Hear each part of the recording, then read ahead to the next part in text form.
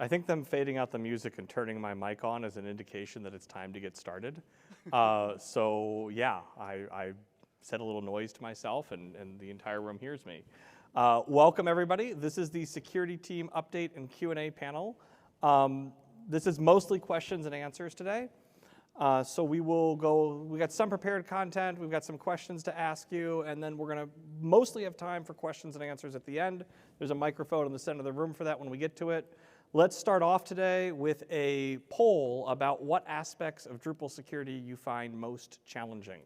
And please excuse the single one vote on here. This was my test question to make sure things were working correctly. So go ahead and scan the QR code, and it should let you vote on this question just to kind of get us started off and get things going. I can. We'll figure it out. Do you want to intro while they're answering? It's the next one. Do you want me to advance? I'll give it a second.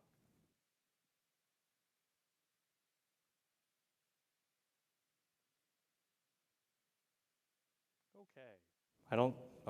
I don't think there's any major surprise here between the two top items in this list. That's what I would have guessed, so that's good news. Let's go to the, oh, it's my button. So let's do some introductions here of the security team members that are up here. If you are a security team member and you're in the room and I don't see you, please do come up here and join us. We will find a... you know what, I am happy to stand. I don't know, I can't quite see because there's lights in my eyes, but if there is another security team member, please do come up. You're welcome to join us. So let's just go around the room. My name is Michael Hess. I use he, him pronouns. My favorite sushi roll is a spicy tuna roll, and my favorite vulnerability are the injection style vulnerabilities. SQL injection is the obvious one here, but like LDAP injection is actually really fun if you can figure out how to do it. No comments. Tim, who's not technically a security team member, but you're honorary, so welcome. Thanks. So I am Tim Lennon, Hestenet on Drupal.org, he, him pronouns, and the CTO of the Drupal Association. So I'm obviously coordinating very frequently with everybody on the Drupal security team, with the core maintainers and just about everyone else. My favorite sushi roll is probably the Batman roll that you can find at Yoko's Sushi here in Portland. Not a paid sponsorship, which is barbecue eel, cream cheese, avocado. It's delicious, fantastic.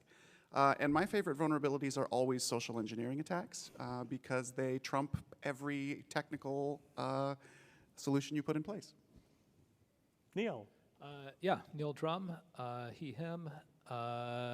Let's say I'm vegetarian, so yeah, avocado, pickled vegetables, whatever they have on the menu, I'll order it. And I'll go with cross-site scripting for mobility. Like they're relatively prevalent, and you can turn that escalate it into something more interesting. My name is Jess. I'm XJM on Drupal.org, and I'm one of the core release managers. My pronouns are she, her. My favorite sushi roll, like Neil, I am vegetarian. I would say my favorite roll is probably avocado cream cheese, although I also have like a deep fondness for tamago, the egg stuff, and also for like inari pockets. I don't know if that really counts, but like, especially inari with avocado on the top. It's like the best of the inari. I'm taking way too long on this question. I have more recommendations for you after the show. Just kidding. Favorite vulnerability, Tim stole mine. Social engineering is how you get stuff done. So special shout out to all of the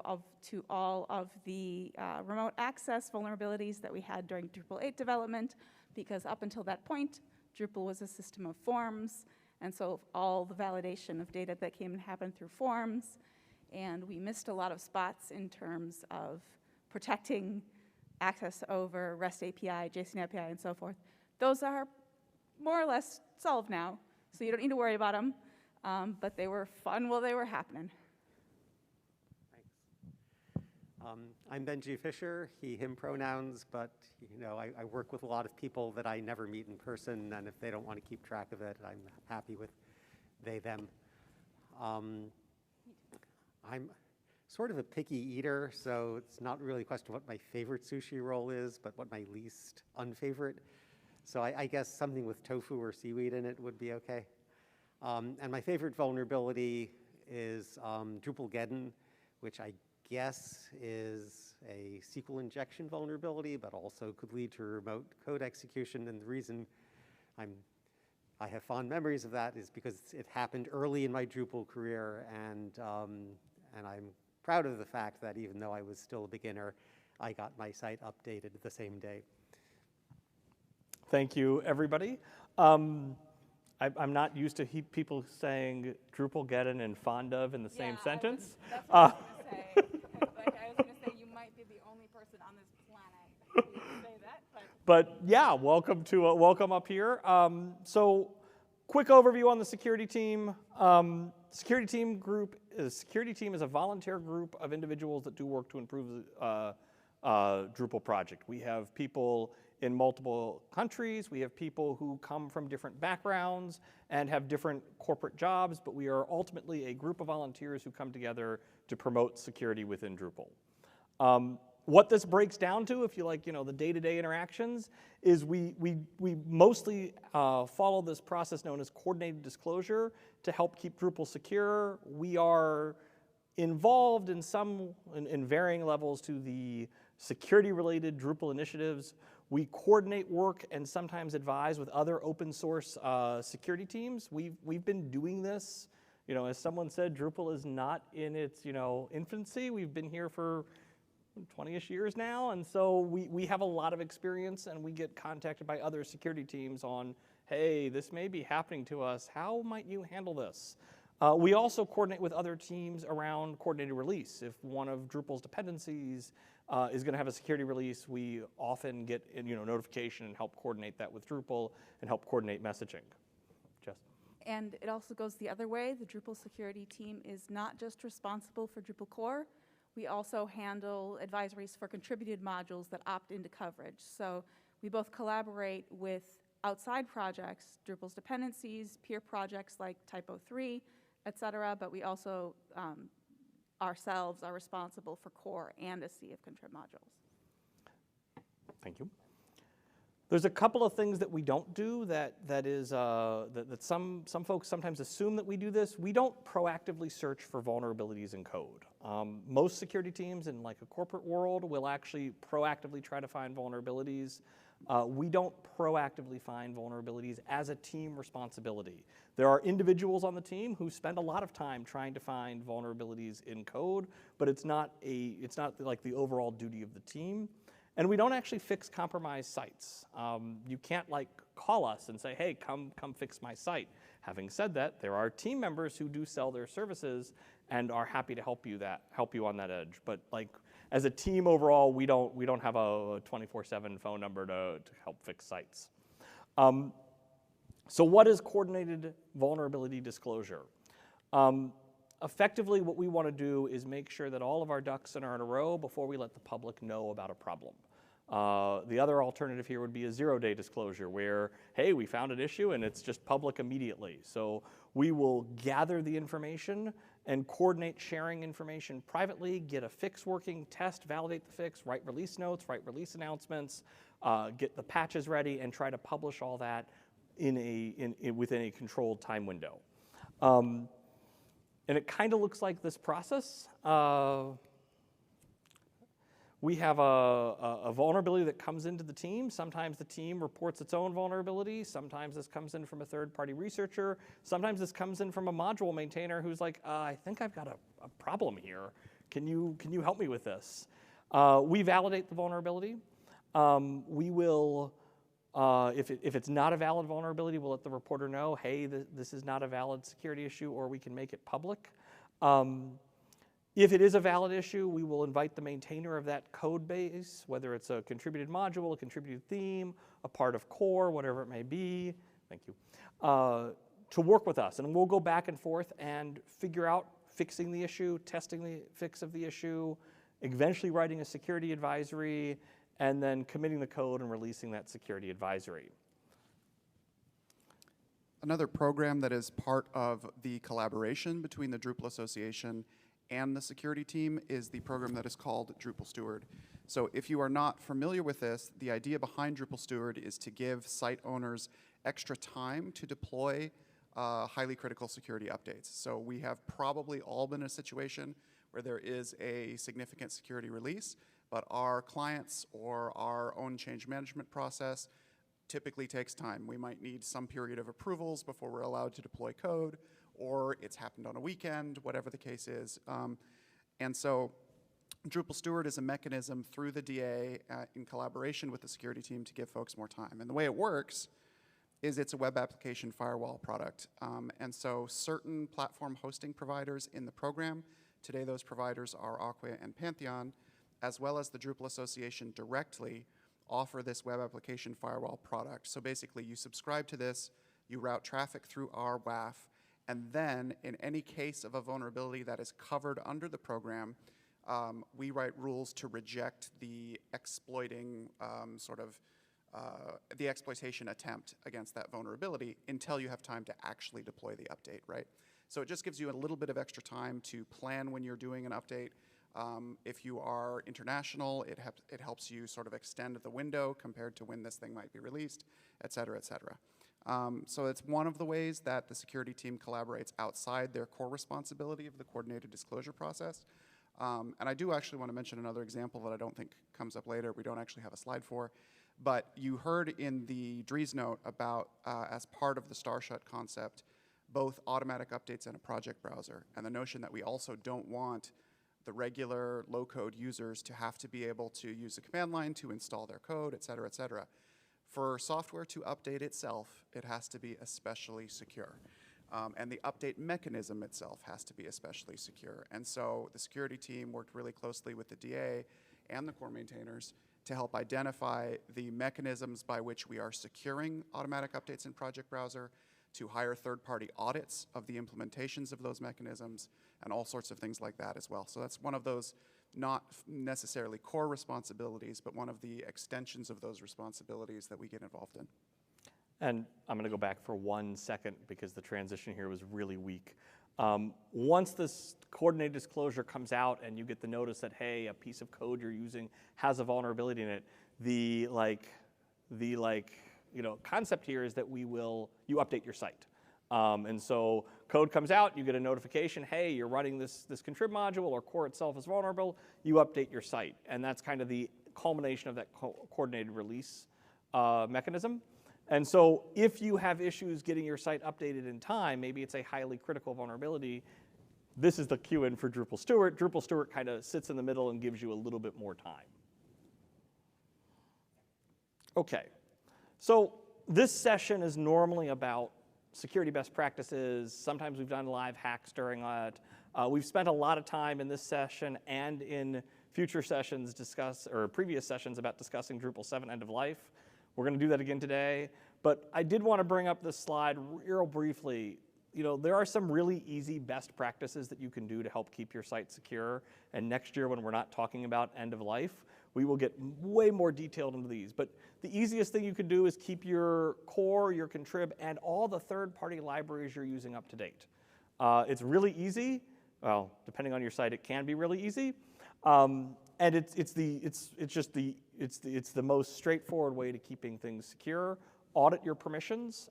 That's not just the permission grid in Drupal, but it's file system permissions, it's third-party libraries that you're using, it's third-party systems you're using, it's all the different things you might be using that in some way interact with your site.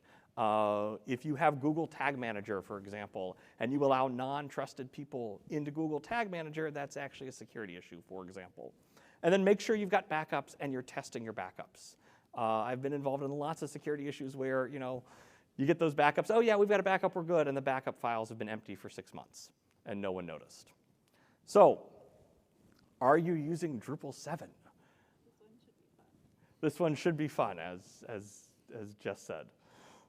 So, are you using Drupal 7?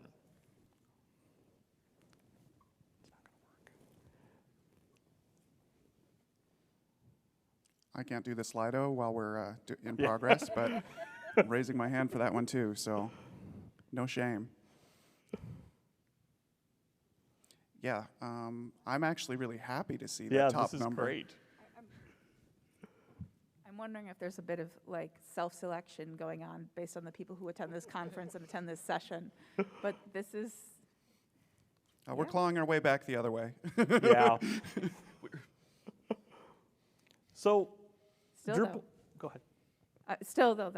that was amazing. Thank you for everyone who did previously have a Drupal 7 site and has taken the time to upgrade. Of course, there's also the possibility that you haven't been using Drupal for over a decade, and so therefore you never even had to install Drupal 7 in the first place. Anyways, great to hear everyone. And we're going to talk, for the people who are on Drupal 7, it's not your fault, and we're going to help you, and Michael's going to talk a bit more about what's going on. So Drupal 7's end of life date is January 5th, 2025. I almost had a Slido poll in here asking, do you think we're going to announce an extension, and then decided it's not even worth joking on it. So we are not announcing an extension to this date.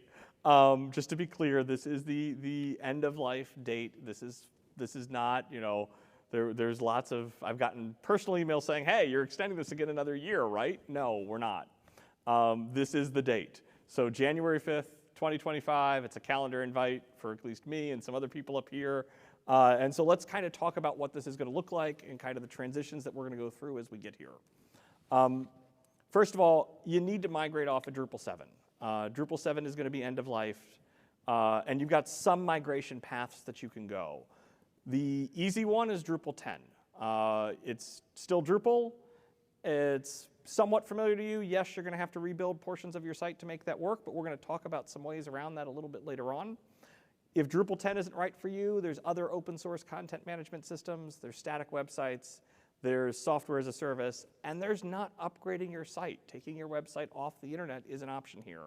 We've got some really old sites at my day job that are running on Drupal 7 that we're paying to patch, and people didn't realize that the IT teams were still running and paying and updating these sites, and so they're going to come down. But there's lots of options you have here, but the point here is that staying where you are isn't an option.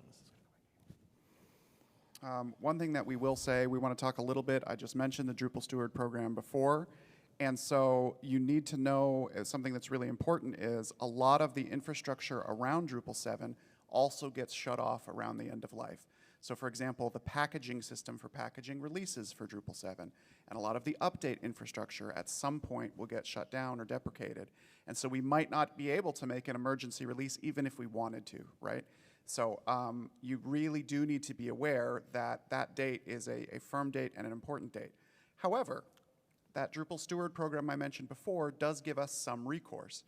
If it turns out that there is a highly critical, mass exploitable vulnerability in 7, and we discover it on January 6th, right after end of life, we will probably put in place a WAF rule to protect those sites. Not all vulnerabilities are Mitigatable.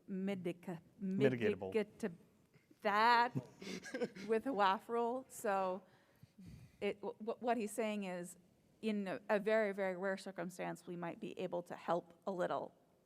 It's no guarantee. And it's mitigated. There are no formal plans for a partnership with the security team and vendors. We did this with Drupal 6. We are not running a security team, Drupal Association formal partnership as we did with the Drupal 6 vendors. There are some vendors offering support in this space. Yeah, Go ahead. I'll speak to this a little bit. There are some Drupal certified partners who are in the general Drupal partner program along with other agencies and other Drupal supporters who are offering their own commercial support program. And there are conversations about how we do responsible disclosure with them and things like that, but it's not an official security team program. It is their own independent products and things that you can research. We do have those listed on the Drupal.org D7 end of life page. And some of those vendors are here at DrupalCon. Yes, absolutely. You can certainly talk to them. If you're one of those folks who's like, there's just no way, I'm going to need some kind of more time, please do find those vendors. Running. Go ahead. Yeah, I don't. I just wanted to say that one of those partners is Hero Devs, and I just want to mention them because they're sponsoring my time to contribute to Drupal 11 core. So they're not just coming into the project to sort of like sell this service to you and then not giving anything back. They are also like listening to the security team. They're paying time to some members of individually who happen to be on the security team for help making sure their processes align with ours. So in their system would be, again, this is not support for Drupal 7. There would be a fork of Drupal 7 that they would provide you with, and it would be their update servers, and it's all a completely different thing. But I just did want to mention that they're one of several partners that have different options for Drupal 7 end of life, and thank you for helping get Drupal 10 and 11 done as well. Thanks. And we'll have the whole list towards the end of this. So running software past end of life is a risky scenario, whether or not you have a vendor or not in the place. This doesn't apply to Drupal. This is any piece of software. Is anybody still running Windows XP? Please tell me no, but don't actually raise your hand. It's a great social engineering approach. So the security team is not going to provide coordination for end of life security teams. Most enterprises actually don't allow you to run it. There are, in my day job, there are portions of my enterprise that if I ran end of life products, I could be terminated for it. Many security frameworks forbid end of life products and software. It's just not generally a good idea. Now, obviously, the flip side of me putting this slide up here is you have a Drupal code base that's in 7 with 150,000 lines of custom code or more. There's some trade-off on that, and we'll talk a little bit about some of the structure for that in a second. What does EOL mean from an open source community standpoint? So the first thing that's going to be obvious is the Drupal 7.x branches for all Drupal 7 should be very clear, not all projects, but all 7.x projects will be marked unsupported. That's going to show up in your Drupal sites at first. At some point, the XML feeds that we use will be deprecated. We spend a lot of money or it's not actually the money, it's the number of requests we're getting on these XML feeds, and so we will at some point shut those down. That will prevent you from using tools like Drush. Drush relies on those XML data as a data source. Your Drupal sites may display a message to users saying they're insecure. That's only to admin users. It's not going to show up like on the front page of your site. It's only to the people who can log in and have permission to see it. The testing infrastructure for Drupal 7 is no longer going to be supported and no longer going to be running. Obviously, if we're not supporting the underlying development of the code base, we don't need to support the testing for it. Issues that are reported to the security team, even highly critical ones, may be made public. That whole coordinated disclosure process applies to things that the security team supports. Security team is not going to support Drupal 7 anymore. So if a highly critical vulnerability comes in 3 years or 2 years or whatever time frame it happens, it may be made public. We also won't hold security issues that affect modern Drupal for Drupal 7 and before. So yeah. And that's about 1/4 of reports that we get currently. I would say about 1 in 4 core security advisories are for things that also affect Drupal 7. The number was 1 in 3 a few years ago, so it is going down, but it's not a trivial number. So you have to keep in mind that when a Drupal 10 security advisory comes out, when a Drupal 11 security advisory comes out, there's a decent chance that your Drupal 7 site will be, we will have just told everyone in the world that your Drupal 7 site's vulnerable without you having an upgrade for it necessarily, so. And to be clear, part of that is that the amount of time it takes to do that research is not small. So if we get a vulnerability about views in Drupal 10, we're not going to spend the time to validate it in Drupal 7. Now, some of the vendors, once it's released, may spend that time validating it, but the security team as a function is not going to validate unsupported code. We don't do this now for Drupal 6, for example. When we get a security issue about Drupal 7 views, we're not running and installing a Drupal 6 site and installing views on it and seeing if the vulnerability exists there as well. And this is not trivial amounts of time that we're talking about. There was a 7 and 10 vulnerability last year where if we could have just fixed it for Drupal 10, it would have been fixed in like a couple weeks. It was moderately critical, it was easy. And the Drupal 7 solution took us a year. So it's a significant impact on the other branches of Drupal. So that's why it just can't be an option. So, sorry about that. What doesn't change after Drupal 7's end of life? So anything related to modern Drupal is not changing. We are not going to proactively, or we're not going to remove like Git repositories. So if there's, a 7.x branch in a project, maybe it's the only 7.x branch, there's no other code there, we're not going to get rid of the code. We're not deleting code, we're not deleting branches, we're not modifying Git. That won't happen. And anything else related to Drupal is not going to change. It's just the 7.x stuff that has been previously mentioned. Neil, do you have anything to add here? No. Okay. So if you have questions about the Drupal 7 end of life, please email us, security@drupal.org. We can try to answer them. We're also going to have time today for you to ask questions. And just, I saw this earlier in another presentation today, but this is in 244 days. The presentation I saw earlier today, that translates to 2 quarters. 2 quarters, 2 weeks per sprint, that's 20-ish sprints of work to be done.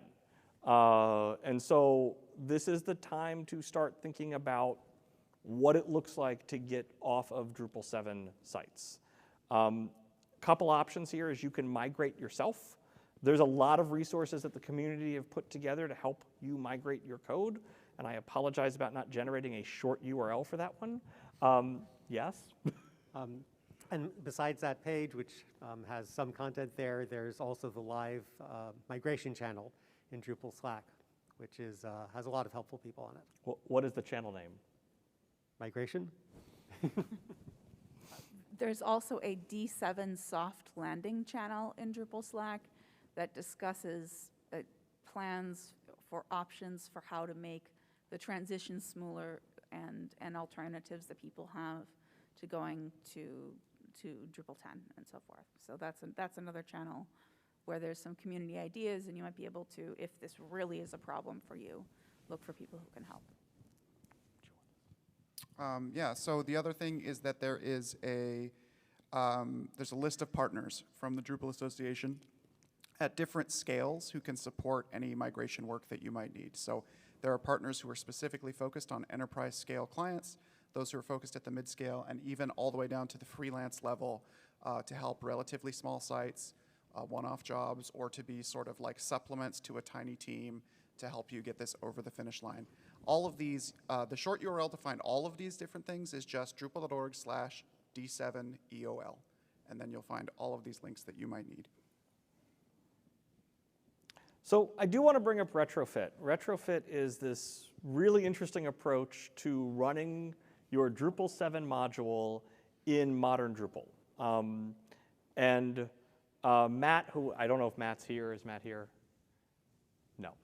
Matt has actually offered to help. So he's the author of this, and effectively you take your Drupal 7 code, you install retrofit your Drupal 7 code into a modern Drupal site, you make some changes to your .info files to become .info YAML files, and some of your stuff will work. Is it gonna, can you run a massively complex module? No, but your themes and your forms and your hook menus will actually run. And so this is an interesting opportunity for those who don't have, who maybe have like lots of forms, but not a lot of like built-in complexity. We also are having some hands-on help migrating. Benji, do you want to talk about the BOF? Well, you have the time. It's end of the day tomorrow, and a bunch of us, migration maintainers and other experts will help you answer questions you need, give you advice on how to finish the migration. So I'm going to be honest that we've spent a lot of time in these sessions for the past 2 or 3 years talking about Drupal 7 end of life. I'm looking forward to next year when we can go back to, you know, our regularly scheduled programming that is not end-of-life themed. I would say that doesn't just go for these sessions at DrupalCon, that goes for everything in Drupal. We return to your regularly scheduled program of awesome. So I think we want to go to any questions we might have. And yeah, so if anybody has any questions, there's a microphone in the center of the room. And we're interested in your name, how you use Drupal, your favorite breakfast food, and your question, obviously. Hi, I'm Kim Pepper, previous next. I was just got a question about Drupal Steward. So we do a lot of hosting. We probably don't want, our clients won't want to point their domain at Drupal Steward. Have you ever thought about having like shared WAF rules on AWS Marketplace, or, you know, people can, you know, like people can, you could be free as a community service, you know, basically to share the WAF rules? Yeah, there's a couple nuances to that question. So one is, after we generate WAF rules that are part of the program and pre-disclosure, could we share those rules in some form, make it, you know, open source those afterwards for other people to use in a way that's easy to get to? I think we could. I think we haven't had the capacity to build that into the program right now and haven't thought about it too much. There's another facet to that question, which is there are categories of users that can't, as you say, for policy reasons or other reasons, can't route through somebody else's WAF. They can't send their data there. They don't necessarily trust that. And is there the possibility of, for large institutions or government institutions or things like that, to be part of the Steward program where they have rules access instead of routing through an external WAF? That's something that may be possible. We didn't explore it in the original launch, but we've been having some conversations recently internally. So you know, we don't have an answer right now about that changing, but it's something we'd like to explore. And I know, actually, I know particularly in, you know, Australian Gov, there's a lot of that kind of stuff. So maybe we should talk. Yep. Thank you. More questions from anyone? In particular, since it seemed like 70+% of this room was past their Drupal 7 journey and is now thinking, you know, hopefully that means you're on 10. It's possible that means you're on an end of life 8 or 9. But if you have questions along those lines, I'd love to hear those too. So, yeah. Hi, my name is Keandra, and I manage Drupal sites. We have 3 applications with multi-sites ranging almost 100 websites right now. And so the biggest, my favorite breakfast food. Breakfast is my favorite meal of the day. I love so much. Pancakes. Pancakes. Good answer. Okay. So the biggest problem I keep running into is how I can effectively make updates and get all of these sites tested in a good time So frame. validating, and is this a multi-site installation that is currently modern Drupal or a 7.1 that you're still working towards upgrading, or? We're on 10, and I need to be up to 10.2 by like in 2 weeks. So Right. 10.0, obviously. Do you have, do you have any kind of existing automated QA process for the sites? Not Like at when they're all. deployed, do you use Capistrano, anything like that? No, our QA team manually tests every site. Woof. So I think that's going to be our recommendation, actually, is there are some amazing test engineers who are at DrupalCon who talk about automated testing with Drupal. I think there are some sessions specifically about automated testing where you can set up some orchestration so that in a staging environment or something like that, each one of those sites can go through a set of validation testing with an update. And you can even have them just, you know, you could even have those things like in a staging environment, trigger that update, come in the morning, see if they validate, decide to push to prod. The right experts for that, again, I would double check the schedule for anyone who's talking about testing automation or some CI-related topics.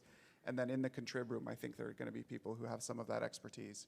So I don't know if I have, I mean, you know some tools, Jess, that maybe you would share. You mentioned Capistrano, but. Well, I was just thinking about, like, there's different categories of this, right? So there's, you can do automated testing, like using Behat and so forth, where you write user stories of what the site's what I do this is expected to happen, this is what the result should be. So it sort of like steps through some processes. And then there's also, depending, like in a multi-site installation, depending on who your site's owners are, like there can be a lot of variety in what you get there. So another good situation might be something that does like screenshot testing, like it just takes a screenshot of the page and says, do they have the same pixels before and after? And then you get places where it's wrong and different. So that tools like that can be really useful. I'm by no means an expert on it, but that's an area I would look into, that it would take some time investment to get people sort of tooled up, skilled up for those, but once you build a reliable deployment workflow, it becomes a lot easier to like add new things to that. So it's getting the workflow started, that's the hard part. And then you can add in like a little bit of testing at first for maybe just your most critical things, or maybe the sites, those 5 sites that every single time, gosh, those people break something once. And then you also have the opportunity eventually to like, definitely like Tim said, you'd deploy to staging and you'd have the opportunity to like use automatic updates once it's ready to deploy it to staging, and then have that just automatically trigger that test. You get back a set of results, and it'll tell you like these sites are good to go, this and that failed, et cetera. So Okay. it's a big project, but it will save you a lot of money in the long run. The other thing is you should ask for advice from your hosting provider, because some of them have systems set up where it's just a few clicks to enable visual regression testing or something. Okay, thank you. Thank you for the question. Any other questions, comments? Anxieties. Favorite breakfast foods. Is there anyone in the audience who has been curious about joining the security team and what's involved in that? Why don't you pitch it, Michael? Can you go back? Well, let's grab the question first. Hi, I'm Michael. I'm with Ackley. I'm a product owner. Love a good blueberry muffin in the morning. Excellent choice. Agreed. For Stuart, if you have the WAF rules in place as a temporary measure, what assurances do you have that those people are actually going to upgrade and patch those security vulnerabilities? Strictly speaking, none, right? So in theory, there are customers, clients who will say, okay, well, we've got a WAF rule. The site's non-exploitable. I guess that means we don't have to update at all. The problem that they will eventually run into is there'll be multiple versions behind when a vulnerability comes out that is not mitigatable by a WAF rule, and then they'll be stuck. Like, Yeah. it's only a handful of all the we re-release like numerous, 15 core security advisories a year, hundreds of contrib security advisories a year, and we're talking about like maybe one. So they would have all of those other releases that would come out that wouldn't include, so they still have to update eventually. And if that's their choice, that they only care about that one mass exploitable RCE, and they don't care if their site gets hacked in 15 other ways, that's their decision. So The Drupal Steward's really designed to prevent the mass exploitable attacks, and so a lot. yeah, it's definitely not. It's not for everything. Yeah, it's just a little the other attacks typically require some type of interaction with the site itself. Yeah. And so Drupal Steward's designed to prevent the mass, Drupal Get is a good example here. I think where this gets difficult is the WAF rules represent the understanding of the team at the time the vulnerability was released, and in 30 hours, 72 hours, 6 days, that understanding may change. And likely will change. Oh, we thought the primary, attack vector was through this path, and it turns out, well, actually, you can get to it through these 7 other paths. And we may or may not update the WAF rules after the initial release. They're really designed to buy that extra 24, 48 hours from release to when you can patch. But they're not a substitute for patching. That's what I figured. Yeah, I think that's actually valuable for the rest of the audience, so I appreciate the question. It's good clarification. Thank you. And there's other restrictions. It has to be something we can mitigate with the WAF rule in the first place. It has to score critical or higher on our risk calculation, mostly highly critical issues, and there are a number of other criteria. So. Yeah. And the PSAs will mention when it's a covered vulnerability. So if you do not see that it is covered, assume it is not.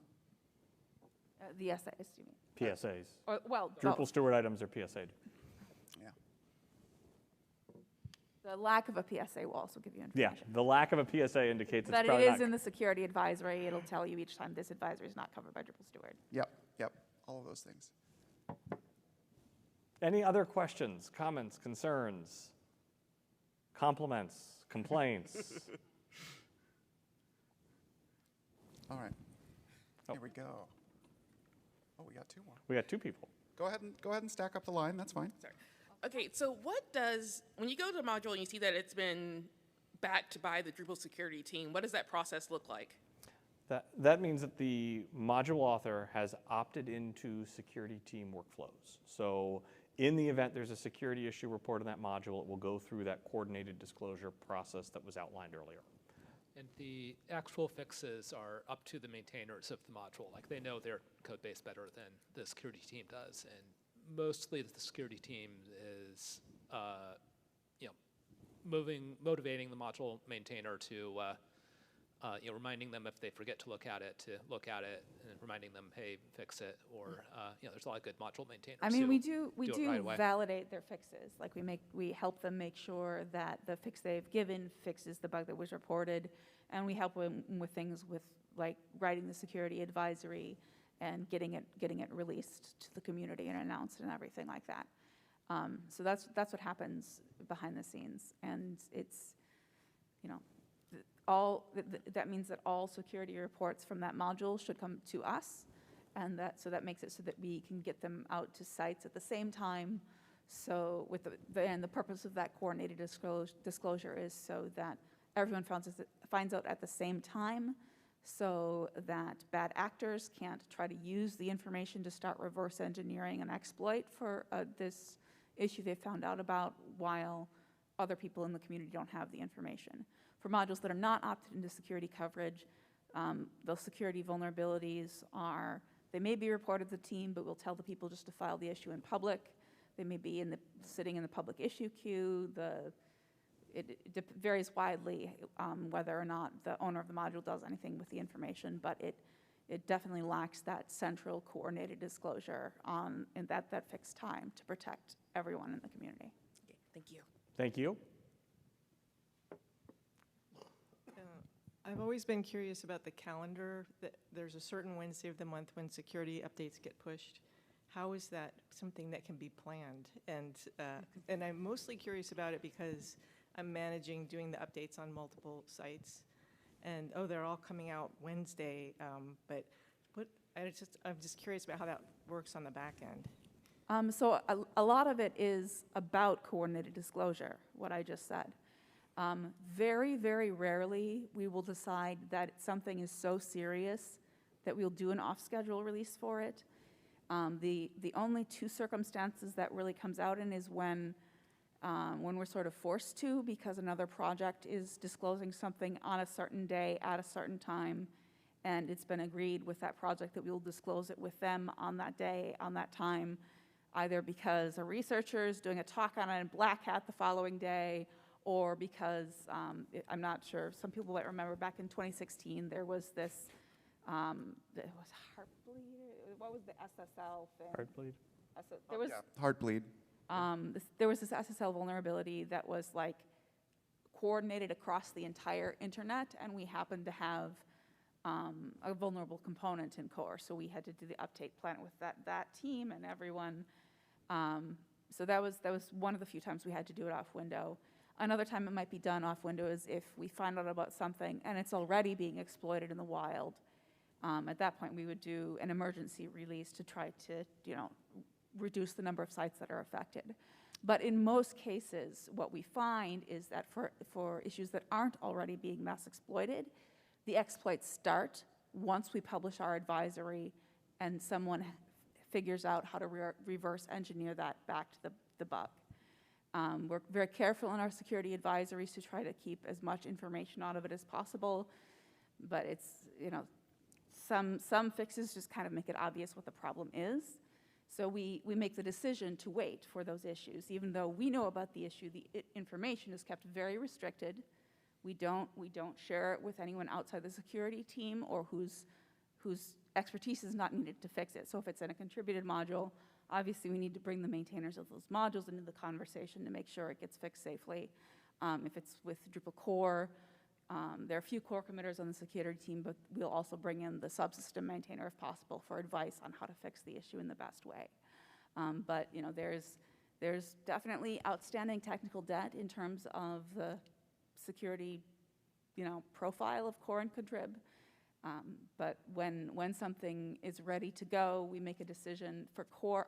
As a core release manager, I mostly focus on that. We'll make like a no or go no decision the Tuesday beforehand, and at that point, you know, stage it up in a private repository, get it ready to be deployed and all of that. For contributed module owners, it's that same thing, 24 hours ahead of time.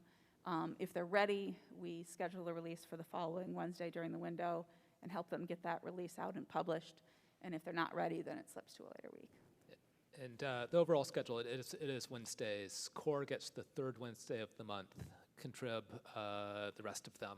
And then, you know, sometimes contrib needs to be coordinated with core if it's a module that shares code with core. And then it will be on the third Wednesday. Yeah, and we avoid major holidays, Thanksgiving, around New Year's, the week before and after. DrupalCon. We skipped May Day this year, I think. DrupalCon is a major holiday. Yeah. It is for us, yeah. Any? Sorry, and then, you know, stepping back very basically to that, why is it in general that software projects choose specific release windows for security, for their security release process? It's because of the expectations of all the site owners out there. We just internally, for maintaining Drupal.org, we have to maintain other parts of the software stack. And when you wind up in a situation where you have no expectation of whether or not a security release is happening on any given day, you can't plan around it at all. So our hope is that knowing the Wednesday schedule at least lets most teams know, okay, that's when we need a little bit of slack in our schedule in case something happens, right? Yeah, there's a vendor, I won't name the name, where we have an internal Slack thing of X number of days since an unplanned, unannounced security release, and it was daily for a while. Those of you who know who I'm talking about. He's not talking about us. No, I'm not talking about, this is not Drupal, this is a commercial vendor who is in the habit of just releasing security issues without planning, without announcement. Sometimes after 5 p.m. Pacific on a Thursday, and yeah. Thursday, try Saturday at 5 okay, p.m. no, now I realize what vendor you're talking about. Anyway, we do have another question. Sorry, hopefully real quick. Dan Arbello, make a bunch of marketing sites and multi-sites with Drupal. Favorite breakfast is anything with eggs. How does the WAF, Drupal Steward, does it do IB blocking and management? And if not, can it stack with another CDN that does that? So it can stack with other CDN products. In most cases, it's a ModSec rule set, so it can do any of the kinds of logic that you would see in ModSec. We can nerd out about that a little bit more if you need to, but that's hopefully the basis of the answer. Awesome. Thank you. Any last questions, comments?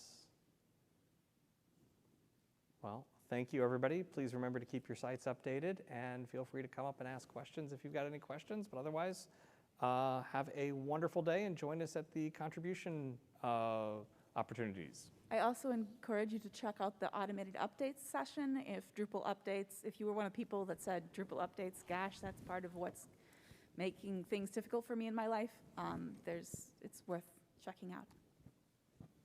Thank you, everybody. Thank you very much.